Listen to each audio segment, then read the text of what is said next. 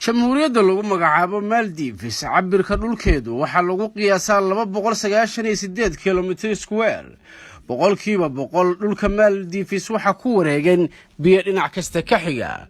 Maldives wadanka la yiraahdo waxa uu ka kooban yahay 200 oo jasiiradood oo yaryar kuwaas oo dadka ku nool ay gaarayaan 427,756 oo qof.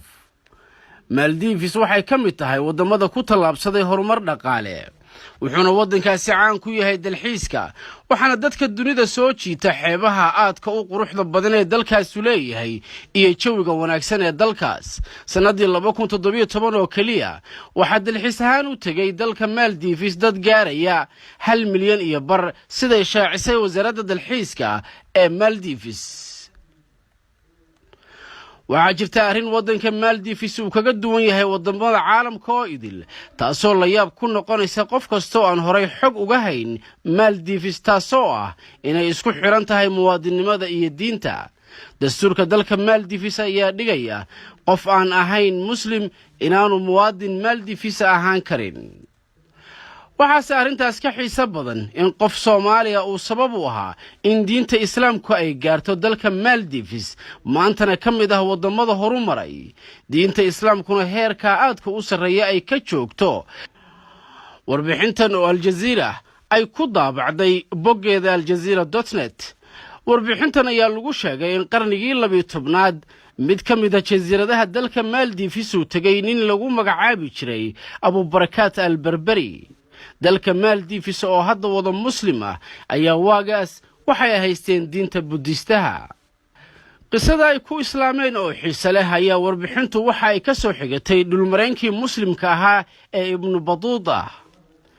Sheekh Abu Barakat al-Berberi ayaa markii uu tagay jasiiradaas waxa uu si lama filaan ula kulmay dad ku xoonsan ku wareegsan haweeney da' oo baroonaysay tacsina dhiganaysay.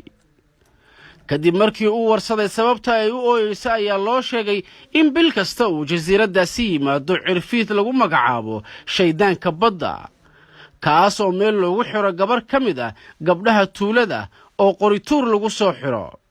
haweeneyda ayaa al-Berberi u sheegtay in hal gabar ay u joogto iyadina caawa ay tahay in loo xiro shaydaanka maadaama uu qorituurku ku dhacay gabadheeda.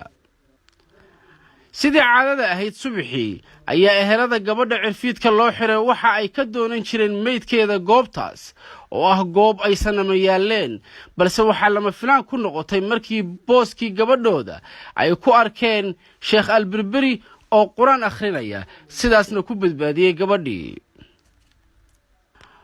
waxay markiiba u ordeen boqorkoodii oo la yaabay arrinta dhacday markii looga sheekeeyay balse wuxuu ka codsaday Sheekh al-Berberi inuu bil kale la joogo oo haddii uu mar kale cirfiidka ka badbaado uu boqorku diinta islaamka qaadan doono.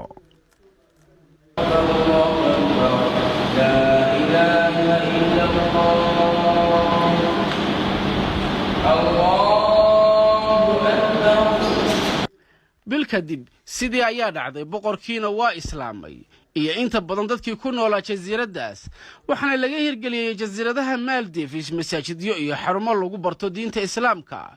badmareenkii Ibn Battuta waxa uu sheegay Abu Barakat al-Berberi inuu ka soo jeedo dalalka galbeedka Carabta. haddana warbixinta Al Jazeera ayaa ku tilmaamtay Ibn Battuta inuu xaqiiqda baal maray uuna ugu eexday dadka uu ka soo jeedo maadaama uu jasiiradaas qarnigii 14aad uu ka talinayay suldaan Soomaali ah oo lagu magacaabi jiray Cabdicasiis al-Muqdishaawi oo ka socday saldanadii Ajuuraanka ee ka talinaysay geeska Afrika waqtigaas. sidoo kale magaca sheekha diinta islaamka gaarsiiyay Maldives ayaa la sheegay inuu ka soo jeeday magaalada Berbera ee waqooyiga Soomaaliya waqtigaasna Soomaalidu ay ku abtirsan jireen deegaan sida Muqdishaawi iyo Berberaawi.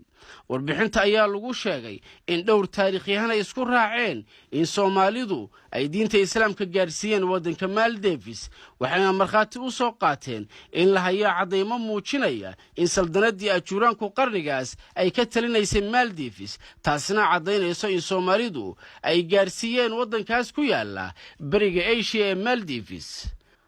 dad badan oo Soomaaliyeed ayay la yaab ku noqon kartaa in qof Soomaali ah uu sabab u ahaa in diinta islaamka uu gaarsiiyo waddankan dhaca bariga Asia ee Maldives laakiin waxa se hubaal ah in taariikho badan iyo halyeeyo badan oo Soomaaliyeed ay ku lug lahaayeen meelo kale loo leexiyay warbixintan waxaa tarjumay Maxamuud Albashiiri waxaana soo jeedinaya anigoo Cabdirasaaq Jubba